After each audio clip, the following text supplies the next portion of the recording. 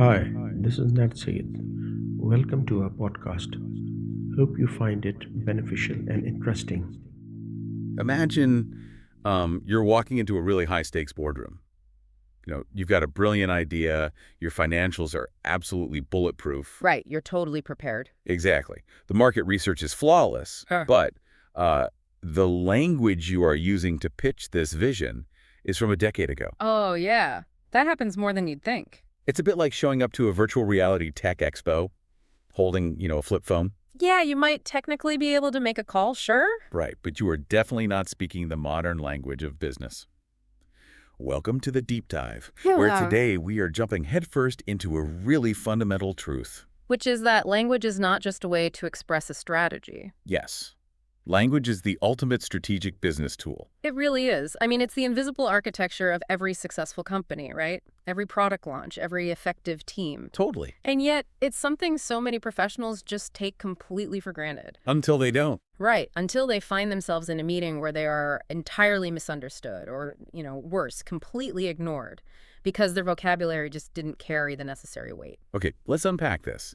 Because our mission for you today, whether you're a junior executive trying to command a room, or maybe a senior student prepping for a brutal job market. Or even a non-native English speaker navigating the very nuanced corporate world. Yes, exactly. Our mission is to equip you with a modern, highly actionable professional lexicon.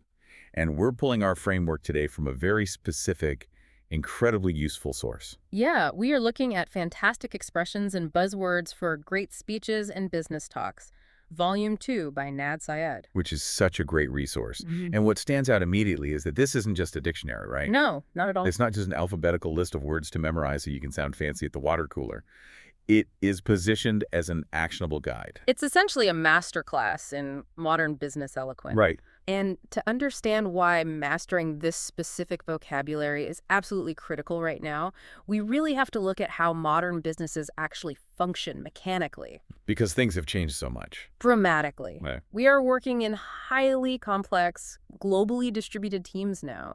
When you are coordinating a project across multiple time zones, And across entirely different cultural backgrounds. Right. exactly, and among various native languages, clarity isn't just some nice-to-have HR metric anymore. It is a fundamental survival metric. That makes total sense. Using the precise, universally understood modern expression for a complex concept, well, it prevents catastrophic miscommunications.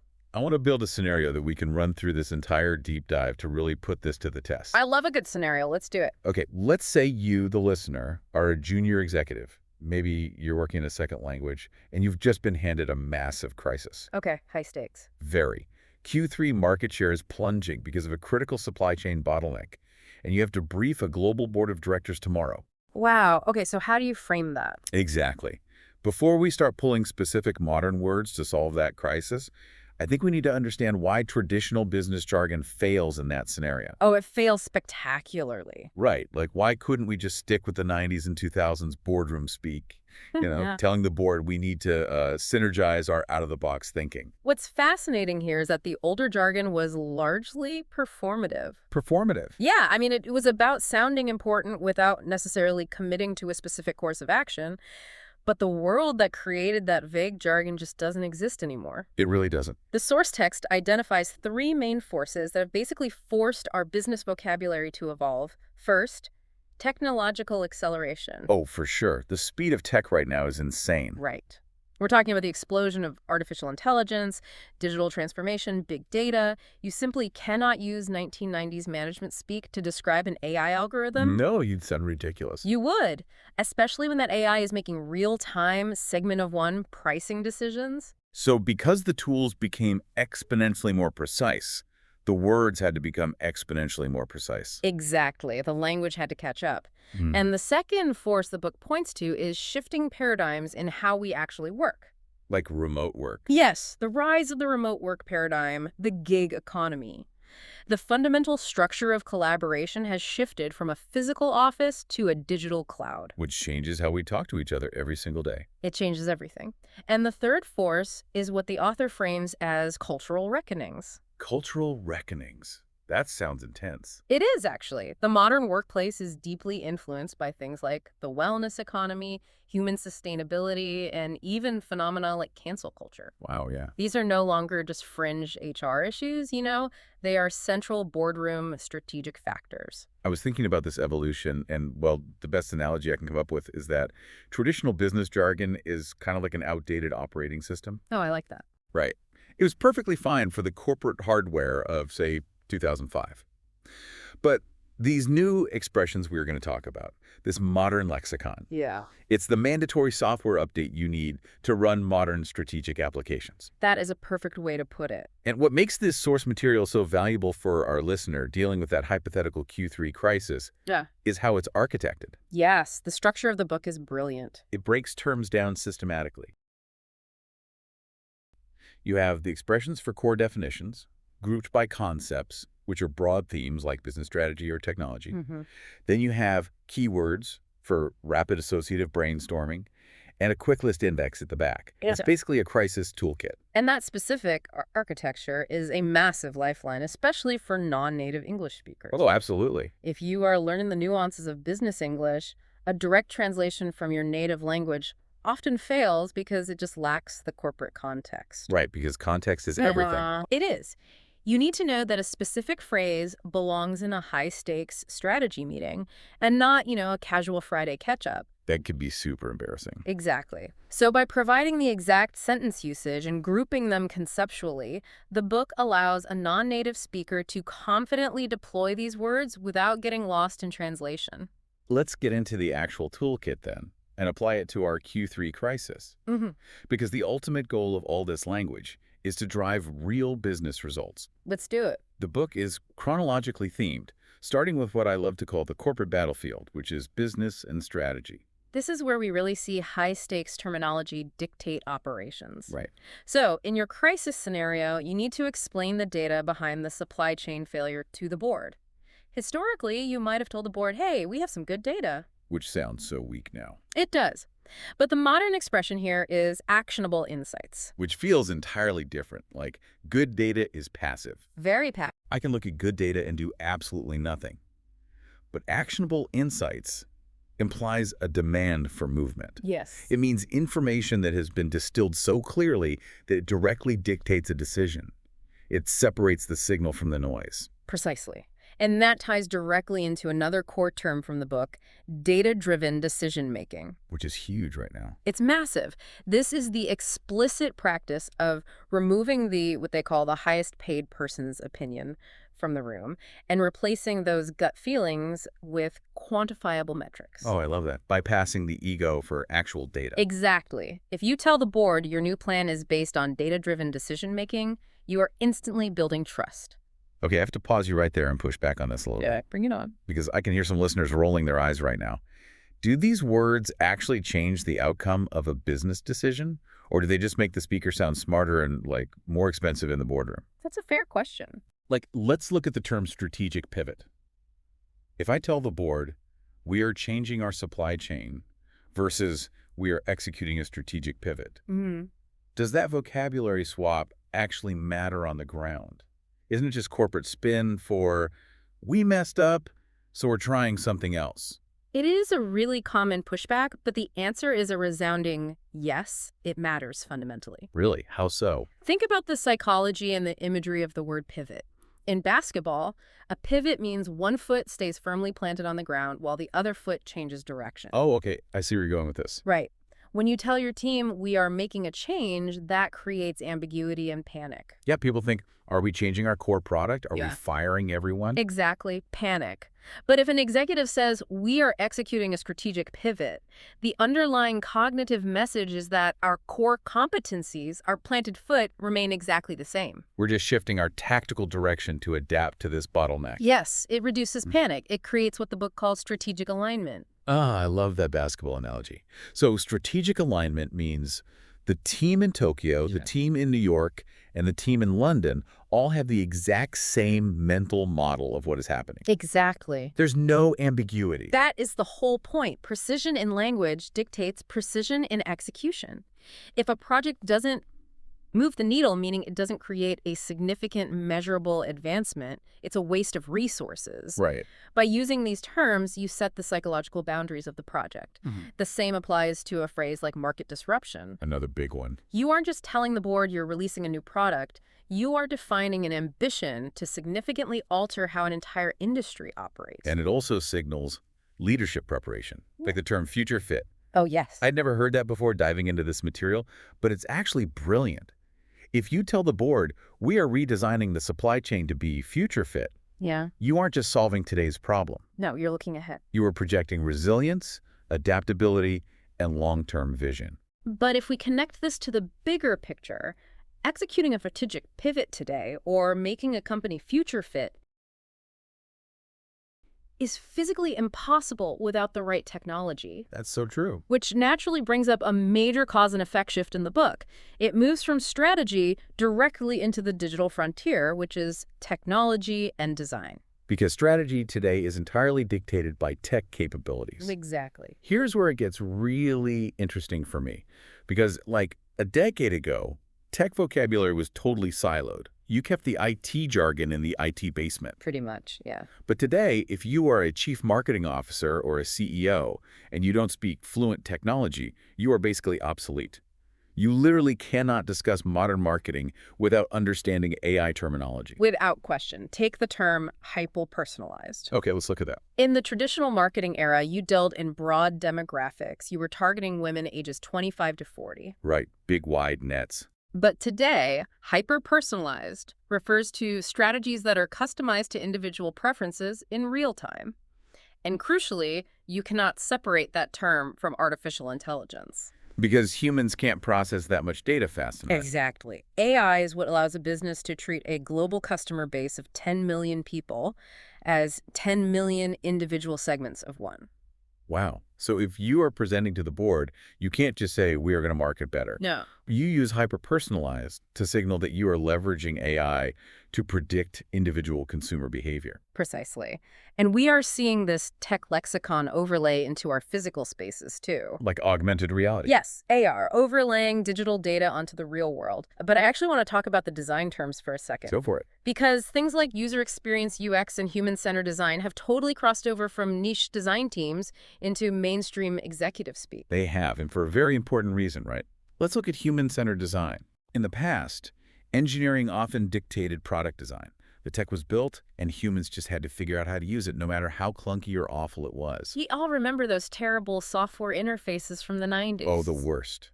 But human-centered design reverses that. It means designing systems or products or even corporate workflows around how humans naturally behave and think. Exact. An executive today might critique the human-centered design of a new employee onboarding process, not just an app. Wait, isn't human-centered design just a fancy way of saying good design?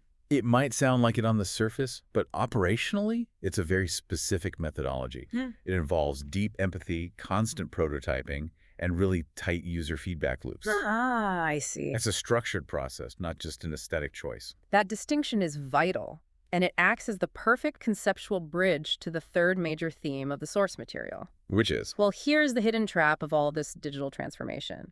You can execute a flawless strategic pivot, you can deploy state-of-the-art hyper-personalized AI, but if the humans running those systems are burning out, the tech is totally useless. Oh, absolutely. The intense reliance on digital tools has triggered a massive cultural reckoning, which brings us to the book's focus on the human element: psychology, culture, and wellness. This is perhaps the most significant evolution in business vocabulary in the last 50 years. Easily. We now have standard corporate terms for workplace sociology. We mentioned the remote work paradigm and the gig economy earlier. Right. But managing a decentralized workforce requires a completely new toolkit.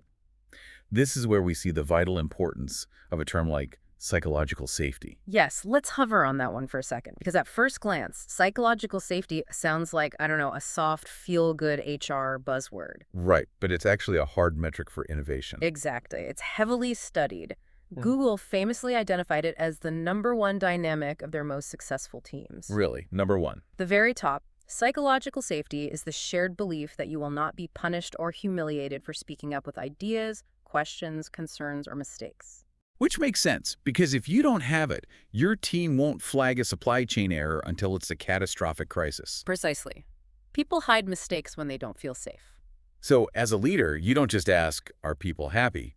You ask, do we have the psychological safety required to innovate? Yes. That is a massive difference in framing. It pairs with other modern imperatives like empathy over authority and diversity and inclusion. And I want to point out a huge aha moment here. Okay. If you look at the 1990s, the equivalent term was corporate social responsibility, which was basically just a PR afterthought. Basically a charity check and a press release. Exactly. But diversity and inclusion today is recognized as a core operational strategy to prevent echo chambers and drive better financial outcomes. It's a shift from public relations to actual boardroom strategy. The text also delves into broader lifestyle trends that have invaded the workplace. Like the wellness economy and the concept of a digital detox. Yeah. And it even touches on risk environment vocabulary like cancel culture. And just to be completely clear for you listening, when the source material outlines terms like cancel culture, it is not taking a political stance or making a judgment. Right. It is neutrally defining a phenomenon in the modern social media landscape, a rapid public shaming or boycott. Executives must know this vocabulary objectively to assess brand risk and navigate crisis communications. We are looking at it strictly as risk management terminology. Exactly. It's about situational awareness, which brings us to the complexities of actually integrating this language into your daily life. Right, and here is a really high-stakes question for you, especially thinking about our non-native speaker or our junior executive. Okay, shoot. How do they know when it is appropriate to use a lifestyle term like digital detox in a formal business setting? It can be tricky. Like if I'm a non-native speaker and I tell my boss I am going offline, it sounds like I'm dodging work. But if I suggest a digital detox, does that sound too casual for a quarterly review? This raises such an important question about the stakes of vocabulary. Getting that nuance wrong can absolutely impact a performance review. Yeah, you don't want to sound like you're just taking a spa day when things are busy. Right. But the reality is, concepts like the wellness economy are no longer passing trends.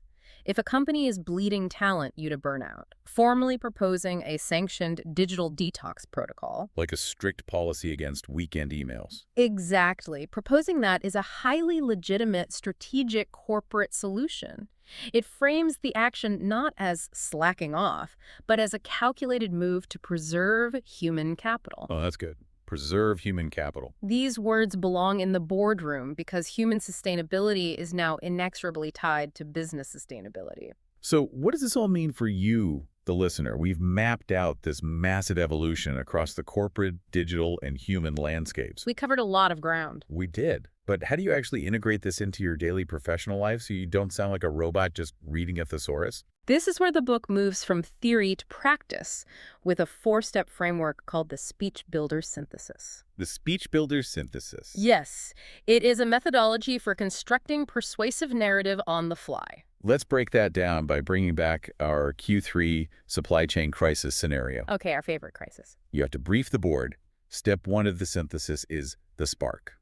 The spark is simply identifying your need. You are in a high-stakes situation, you have dropping market share, and you need to communicate bad news while projecting total competence. Okay, I have my spark. I'm stressed, but I know what I need to do. Step 2 is the navigation. Right. You open the book, you bypass the typical A to Z dictionary approach, and you use the conceptual architecture. So I'm not just looking for random words. Exactly. You navigate to the quick list index under business and strategy and perhaps the digital frontier. Which leads to step 3, the selection. Here, you identify the high-impact terminology tailored to your exact crisis. You scan the concepts. Instead of choosing vague words like, sales are bad and we need to fix it. Which is what everyone else would say. Right. You select words that frame the problem professionally. You might select market disruption to explain the severity of the supply chain issue, and strategic pivot to frame your proposed solution. And I'd probably also select actionable insights to show how I arrived at this conclusion based on data. Spot on. And finally, step 4 is the execution. This is the actual writing part. Yes. This is where you construct your narrative. You use the exact definitions and, crucially, the professional sentence usage examples provided in the guide to build your email or your speech. Let's give a really concrete, everyday example of this. Let's draft the actual email you would send to your global team after that intense board meeting. Okay, I like it. Let's say you want to use the term circle back. Which just means to revisit a topic later. Exactly. And let's combine it with actionable insights. A junior executive might instinctively write something vague, like, the meeting went okay, let's talk later when we figure out what the supply chain data means. Which sounds pretty amateurish. It does. It doesn't inspire confidence at all. But if you apply the synthesis, what do you write? You write, following the board's review of the supply chain disruption, let's circle back on this project next Tuesday once we have extracted actionable insights from the new vendor data. Wow. The difference is night and day. Isn't it? It is sharp, it is professional, and for a non-native speaker, it relies on universally understood corporate phrasing that prevents a team in another country from wondering what you mean by just talk later. It creates immediate alignment, no guessing required. If we connect this to the bigger picture, this four-step synthesis does something remarkable. It really empowers anyone. Exactly. At any level of the corporate hierarchy, it helps you embody one of the most important concepts in the book, to lead by example. Yes. By using precise, inclusive, and modern language, you are quietly elevating the communication standard for your entire global team. It really is an incredible toolkit. To quickly recap the value of what we've unpacked today, mastering this vocabulary is not about showing off. No, it's not corporate vanity. It gives you a powerful, tangible edge. It shifts you from being someone who merely reports information into an architect of eloquent business expression. You can navigate the corporate battlefield, you can integrate the digital frontier, and you can protect the human element. All through the deliberate application of precise language. It gives you the power to literally frame reality for your team and your stakeholders. And on that note, we always like to leave you with a final thought, something to mull over long after you finish this deep dive. Consider this. If language truly shapes our reality, and business vocabulary is evolving at the relentless speed of modern technology, what happens to the executives and professionals who refuse to update their lexicon? That's a scary thought. By actively becoming future fit today, what new innovative realities will your words help you build tomorrow? So next time you step into that high-stakes boardroom, leave the flip phone at home, speak the language of tomorrow, today. Thank you so much for joining us on this deep dive. We'll see you next time. Hope you found today's podcast beneficial and interesting. Till next time, take care. Bye-bye.